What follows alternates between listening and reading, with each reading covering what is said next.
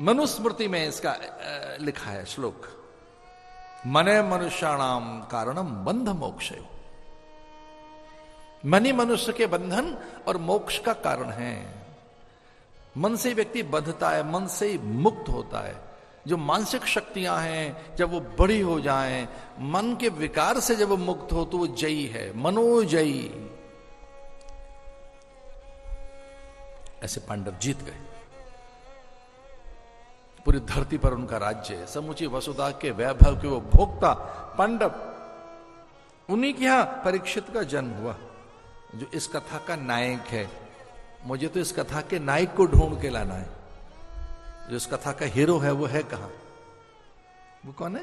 परीक्षित। वो कौन है जिसकी धरती पर प्रतीक्षा की जा रही थी, जिसका बड़ा परीक्षण हुआ। जन्म के समय अश्वत्थामा ने ब्रह्मास्त्र फेंका उसके मरण के लिए। पूरे महाभारत काल में ब्रह्मास्त्र का प्रयोग नहीं हुआ। तो उस बीज नाश के लिए, उस चेतना को दूर रखने के लिए जो युग दृष्टा है, युग सृष्टा है, एक नई क्रांति करेगा, एक बड़े रूपांतरण का वो एक कारण है। उसके लिए अश्वत्थामा ने ब्रह्मास्त्र चलाया। गर्भवती स्त्री उत्तरा विधवा थी। उसका पति अभिमन्यु चक्रव्यूह में घेरकर कौरवों के द्वारा मार दिया गया था।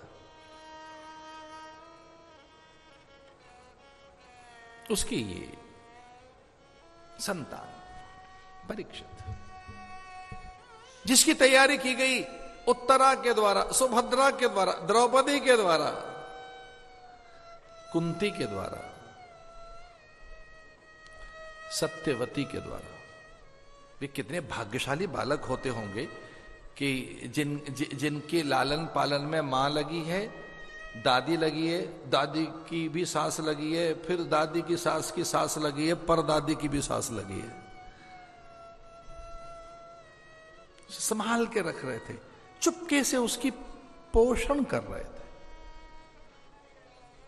लालन कैसे हो, पालन कैसे हो, ताड़न कैसे हो, विचारण कैसे हो, संकल्पन कैसे हो, संस्कार। जितनी तैयारी परीक्षित की गई, किसी की भी नहीं। वो 5 पांडवों की नहीं, उनके तो संस्कार ही नहीं थे, कौरवों के तो। पर इतनी तैयारी तो अर्जुन की भी नहीं हुई। पूरी प्रकृति ने, नियंता ने, नियति ने, पूरी विधि व्यवस्था ने जिसको संभाल के रखा, जिस जीव को, उसका नाम था परीक्षित। पूरी प्रकृति उसे संभाल कर रख रहे थे। पूरी प्रकृति में, पूरी देव व्यवस्था में, गिरिकंदराओं में, हिमोपत्यकाओं में बैठकर ऋषि मुनि पांडवों के लिए तैयारी नहीं कर रहे थे, परीक्षित के लिए। परीक्षित सुरक्षित रहना चाहिए। एक बालक कैसे पैदा हो, वो पूरी परंपरा उसमें आएगी, उसके डीएनए में आएगा कोई एक बड़ा सद्गुण। वो होगा सत्यवान, प्रज्ञावान, वो नीतिज्ञ, धर्मज्ञ, शास्त्र विज्ञ, वेद वेत्ता, ब्रह्म रेता, ऊर्ध्व रेता, और वो त्रिकालदर्शी महापुरुष, जिसमें योग, यज्ञ, जप, तप, परंपरा पूरी खिल जाएगी, पूरे मूल्यों को संभालेगा। ऐसा एक विज्ञ जानकार कोई एक आ रहा है इनकी पीढ़ी में। बुद्ध के समय भी ये बात हुई तो थी। कुछ ऐसे सगर्भा स्त्रियों पर प्रयोग करने शुरू कर दिए थे ब्रह्मवेत्ताओं ने। वो धीरे से चुपके से उनके घर में भिक्षा का बहाना लेकर उनके द्वार पर जाते थे और पूछते थे बड़ी बूढ़ियों से, ज्येष्ठाओं से, घर की माताओं से, बहू ठीक ठाक है, उसे ठीक चल रहा है, कौन सा महीना है, 5वां 6ठा क्या? तो उन्हें अच्छा लगता था, देखो घर में आया हुआ जोगी हमारी बहू की चिंता कर रहा है। तो धीरे से कहते जरा मिलवा दोगे बहू से? हाँ मिलवाते। फिर उससे पूछते थे कैसे सपने आ रहे हैं, क्योंकि उनको कुछ को मालूम था कि जिसको 10-12 सपने आ जाएंगे वो बुद्ध की मां बनेगी। जैसे ये 12 स्वप्न आएंगे वो महावीर स्वामी की मां बनेगी। जिसे ये स्वप्न आएगा वो शंकराचार्य की मां बनेगी।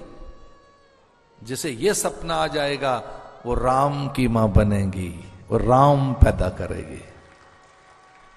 इसलिए अरुंधति चुपके से जाती थी, पूछती थी और क्या हाल चाल है, कैसे चल रहा है, सपने कैसे आ रहे हैं। आहट, आगमन की आहट। वो कोई सामान्य स्त्री होंगी जो देव जननी है, जो देवताओं को जन रही है, महापुरुषों को, दार्शनिकों को, पंडितों को, विज्ञानियों को, ऊर्ध्वरेताओं को। सामान्य रही होगी कोई मां। वो त्रिशला, वो यशोधरा, वो देवकी, वो कौशल्या, वो दिति अथवा अदिति, क्या क्या संतानें उनकी पैदा हुई। वामन एक दिन में पैदा हो गया। पीढ़ियों से तैयारी की गई, जो एक पैर से पूरी धरती नाप दे, ऐसा एक अनंत मेरी कोख से पैदा होगा। मैं तैयारी करूंगी वामन की।